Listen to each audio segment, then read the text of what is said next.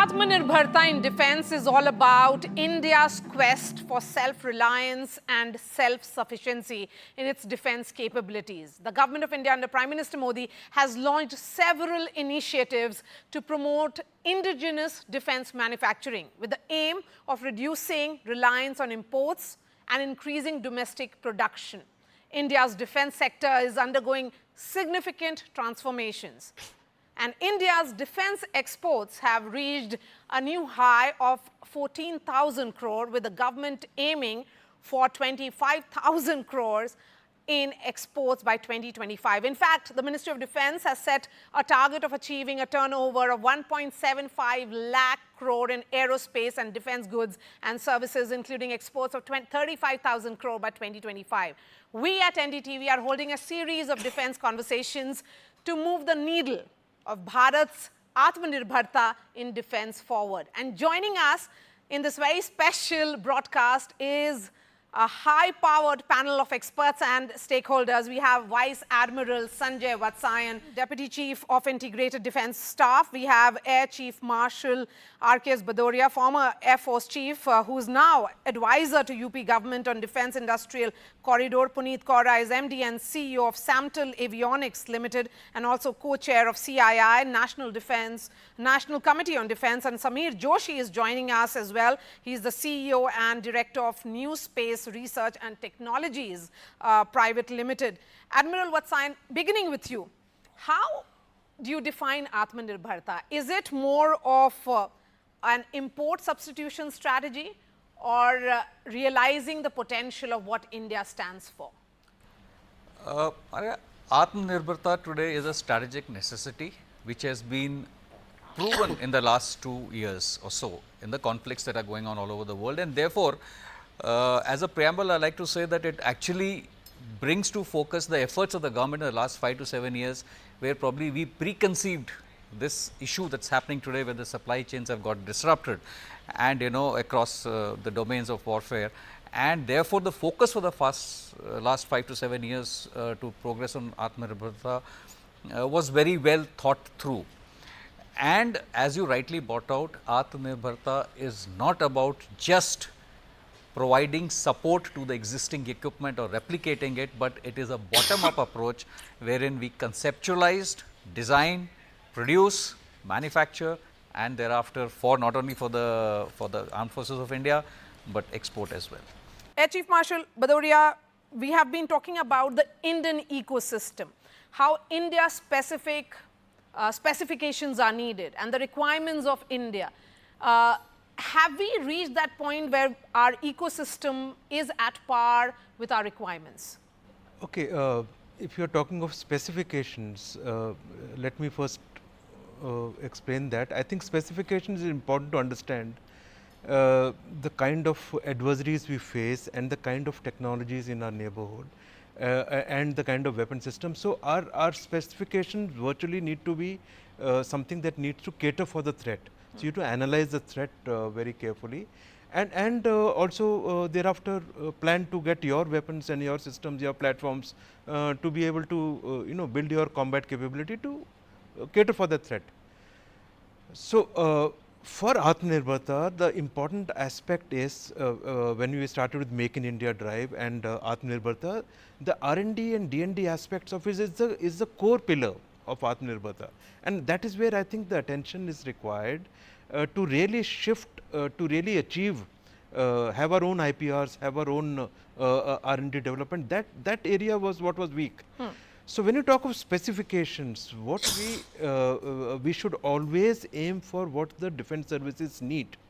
So our industry, starting with, let's say, initially R&D was largely within DRDO and DPSUs, and now increasingly in private sector, startups, huge innovation going on. So with this Atmanirbharta drive, the kind of involvement of private sector and startup that is happening, they must target to achieve the defense services requirements specification.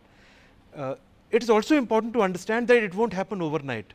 So when our own products come up, they may be short on our defense services requirement in some areas, and that is where the dialogue between services and industry is essential to understand our industry capability, to take the step one, let's say induction, with some limitations, gradually build up the capability to the next level. So initial mark, thereafter improve it, and therefore it has to be a continuous dialogue between services and industry. So you are essentially talking about the public-private partnership. No, it could be any model. The public-private partnership is essential as you increase the private sector participation, but increasingly the private sector participation, the orders going to big private players, MSMEs, the R&D that is required in the private sector and startups, you have to enable that. IDEX is a beautiful example of what change it can bring, but that is the levels, the scale is low. We need to really increase the scale of R&D in the and there are many issues to Okay, so let's that we talk need to about tackle. R&D first. Yeah, that is the emphasis on research and development and roles of organizations such as yours. So if I talk about my company, which is our company Samtel, for past 50 years of our existence, everything we developed is developed in India by us, by engineers who are basically from colleges in India. We've had like mentors from esteemed institutions like IITs and likes of that, but we have been developing technologies. All the products that we sell to our armed forces in the country are all developed in India right from the beginning. We are not looking at any kind of import substitution we are looking at import substitution as the only mantra we have, because wherever there is an issue with our armed forces and they need a local product, it can be whether it's in the repair and overhaul where the products have been kind of supplied many years ago and they have issues in kind of maintaining it, so need re-engineering of that needs a lot of R&D again. So that capability is a core to our existence, if I can say so, as far as we are concerned. Of course, we are also developing products for the world. We are developing products for customers in the US, for the customers in Malaysia, in different parts of the world, all under Make in India and exporting to the world. And Atmanirbharta becomes a very core to us from the development perspective. Okay, Sameer, come in on this, because the focus certainly is that India should be an exporter of the state-of-the-art weaponry, and how a technology threshold has been crossed in several areas, be it missiles, warship construction, aircraft, helicopters, and on the basis of which India offers extremely advanced and reliable defense technology options to partner nations around the world.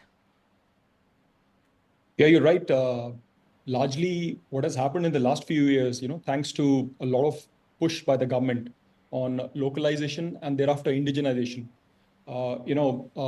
we have been able to create technologies and products. And at this juncture, it is led more in terms of a full stack development, a full product development by the PSUs and like Hindustan Aeronautics, as well as DRDO and the licensing of DRDO technologies. These are now being exported to friendly nations around the world. However, we have to understand, Atmanirbharta largely, it's an evolution and not a revolution. And I think Admiral Vatsyayan very beautifully covered, that we need to kind of, this approach is a very grounds up kind of approach where you kind of synergize, right from the conceptual design, thereafter going towards, the development of the same, production, and then testing, validation, and, sustenance of the same, the full stack development. I think there is a maturity on certain products and technologies, which are, in my opinion, more legacy in nature at this juncture. And what is now being noticed is a transformation of the next generation missions and technologies in the same space, where Indian companies, which can be big ticket companies, as well as MSMEs and startups, they are very shortly going to be exporting a lot of technologies or platforms of new age warfare, as I would put, to countries who are friendly to India. So I think largely things are rolling in the right direction. There is a benchmarking of technology, acceptance that India indigenously has to reach that level. Once we have started to make those products and goes through the very stringent system of the Indian MOD, for acceptance as well as induction, I think our products are going to be world class. Okay. But we should not be premature in kind of tagging everything which is ready right now for a global level. Okay. So, Admiral Vatsan, take that thought forward, because startups and innovations in defense manufacture is also about government working closely with them. What is it that the government is doing with them at present? Quite a lot, in fact, to begin with, let's start with the policy initiatives. So, as you are aware, the defense acquisition procedure, which was promulgated in 2020 and in the previous avatars from 1992, has been amended 8 times. So, while it's once in 4 years, but it's been nimble. It's been ready to accept the changes from all stakeholders, make the procedures that are acceptable, and so that we can move forward with our procedural issues and ensure that our long gestation periods for acquisitions, especially capital acquisitions, does not take so long. So, that is the DPP or the DAP now in the current avatar, and this also has been regularly being amended, so that the inputs that are coming in are being incorporated, so that we make the ease of doing businesses available. The second one is the Defence Production and Export Promotion Policy, which was again promulgated in 2022 and 20, and you brought out that it's given us results wherein the exports have picked up. Thereafter, there is something called, what we have done is the indigenization list, the positive indigenization list. 509 items have been identified where we will not import. They till now have generated AONs or contracts worth 1,64,000 crores. Total business value we estimate 10 lakh crores. Okay. Thereafter, there is a Srijan portal which has been put up, wherein all the current requirements of the services and the DPSUs and PSUs who are dealing with defense to sustain the current equipment or the legacy equipment, 36,000 items have been put up on the portal for us to indigenize, which are not available due to supply chain constraints or obsolescence or whatever. Service headquarters have themselves reorganized their structures. We have brought in institutions, Army, Navy and the Air Force and HQIDS, which are dedicatedly looking at reaching out to the MSMEs, reaching out to the startups and encouraging them to get to know what we want and explain to them, do the hand holding, at times even spoon feeding if required. Then we have also taken initiatives like IDEX, which the former Chief brought out. So, IDEX has got IDEX Prime, Aditi and TDF. IDEX provides 1.5 crores. So, 404 challenges have been thrown up, 370 have been accepted, and about 23 contracts have already been concluded, with these guys, youngsters. The IDEX is about 1.5 crores which the Government of India provides. IDEX Prime 10 crores we provide. Aditi up to 25 crores is being provided, and the Technology Development Fund, which is steered by the DRDO, 50 crores are being provided. So, there is a lot happening over there. We are engaged with 14,000 MSMEs and about 350 startups only as of now. Humongous amount of potential, I must tell you. We are actually overwhelmed by the kind of efforts that these people are putting in, and as Samir brought out, there is a lot of technology that is available. We have to reach out to them and find out what they can do. So, take that thought forward, sir, that the crucial role that is played by the startups in India's defense strategy now and Atmanirbharta. Startups are crucial.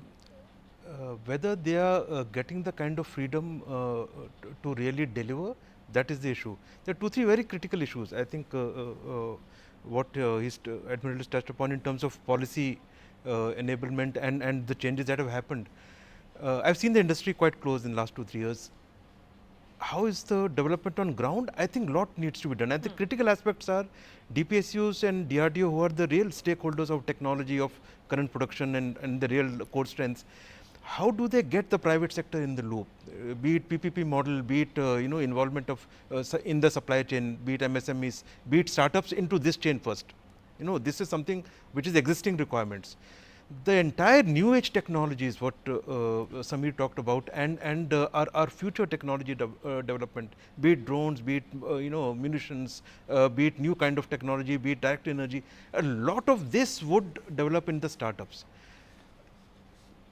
Presently, I feel only government is putting in money into the R&D, be it through IDEX and series of these programs. What is the private sector doing? What are the big players in private sector? How much R&D is being put in defense? That is critical. So, we need to change this entire, it can't be only on government money. Even the private sector players have to put their own, confidence in it and put the money there. The startup have to get connected with various hubs, be it, center of excellence, be it with DRDO, be it with PSUs, be it with big private players. So, this ecosystem needs to evolve faster. So, I feel the pace of technology development, what is possible with the kind of energy in our MSMEs and startup, huge change is possible. The crux is lack of funding, lack of money into R&D, and if they only keep waiting of government funding, it will grow, but it will grow at a certain pace.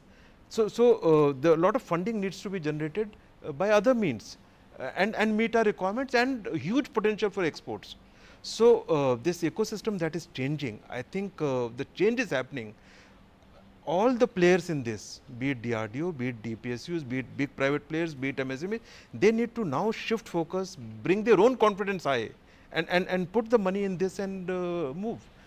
So it's a lack of R&D funds, I think, which is at the startup, which we need to look at. R&D funds, how much are the private players ready to invest? I mean, for how long will they continue to wait for the government? Because of course, it moves from budget to budget.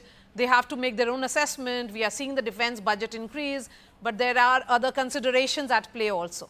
So, you know, if I look at our journey, if we go back like 12 or 14 years, although we are a group which is a very old group, but this particular division of our business was a startup only. We got our initial roots through our technology development we've been doing for many years, but we got our first contract from DRDO as a startup. I can say that because they funded our first development for the cockpit display we developed for the Sukhoi 30, and after that, once that picked up and kind of gave us wings for other platforms, we tied up with HAL in a joint venture and public-private partnership right over there, which is a very successful joint venture we have now with them actually. We have also kind of continued to reinvest a big portion of our turnover and profit into the future. A lot of the development that we were doing was not necessary. That was not necessary we could see a purchase order in a year or two from then, but we were having belief it will happen. In defense, you need to have a gestation period which is 5 or 10 years or maybe beyond that. It's not like any other industry, it takes time, but a lot of our efforts which were 8 or 10 years old have started giving fruits now. We have started giving purchase orders not only from domestic customers, but overseas customers also, because the capabilities were there. Obviously, you have to decide what percentage of what you are kind of making every year you want to invest into developing technologies. My own suggestion is in a technology industry like aerospace and defense, a pretty significant portion. In our case, 18 to 20% of that was going every year into developing new technologies which necessarily didn't have purchase orders for the future. And we continue to do that. Okay. Sameer Joshi, you know, we are talking, of course, of an ideal situation where it should be private, public-private partnership, but the larger question is about tangible results. As Sir was pointing out here, it cannot be that startups and companies continue to wait for government funding. Yeah, absolutely. I think the startups need to walk the talk, and walking the talk is in various facets of the development and evolution of a startup. In fact, the term startup is a little kosher right now, but eventually any company back, starting a new business line or anything going on before is technically deemed a startup. So first and foremost, I want to put on record the government's huge policy, as well as the roadmap laying down, the budgetary, as well as the process, implementation towards empowering companies like us, New Space Research and Technologies, towards creating products which are in sync with the requirements and the mission needs of the end user has been fantastic. I mean, this has already been elaborated. I think the time has come that we in the industry now need to continue to maintain our agility and deliver what we have committed to deliver. Now, there are some challenges, largely two kinds of challenges which hit people like us. As one of the best funded private sector startup, I can say that we have invested more than 50% of whatever we have raised from all cycles of fundraise back into R&D. And one lesson which stands out is that at times you are doing a lot of work which may not be there on the board at this juncture. neither as part of maybe a TPCR or any kind of evolution which the services are pointing. But you understand that this is a technology which is finding a form and fit. So here, companies again need to focus a lot on fundraise after committing. Largely technology is something which will be remaining as a challenge. This is something which can be addressed by a very agile team, which you have got down to, committing these facets.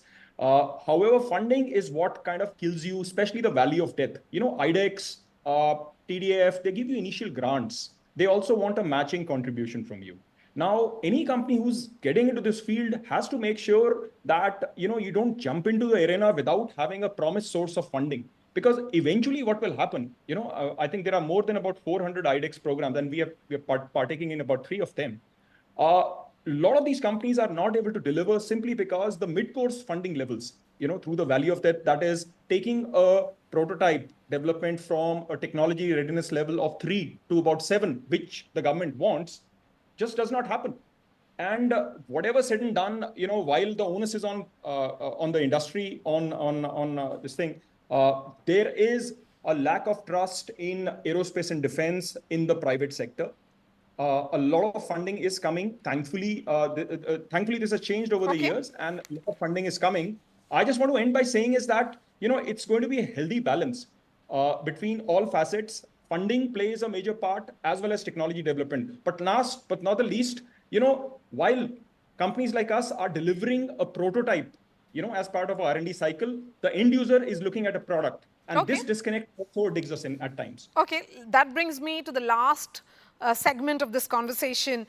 And Admiral Vatsa, I'm beginning with you, because the changing nature of warfare and Atmanirbharta, if we were to talk about that, and how India's defense manufacturing, are you really alive to the changes that we are seeing in the warfare trends around the world? Absolutely, and it's been proven quite evidently in the last 2 years that the entire nature of warfare has changed with what's happening in Russia, Ukraine, or what's happening in the with Israel, and what's happening in the Red Sea itself. So different facets of warfare, different actors on both the sides.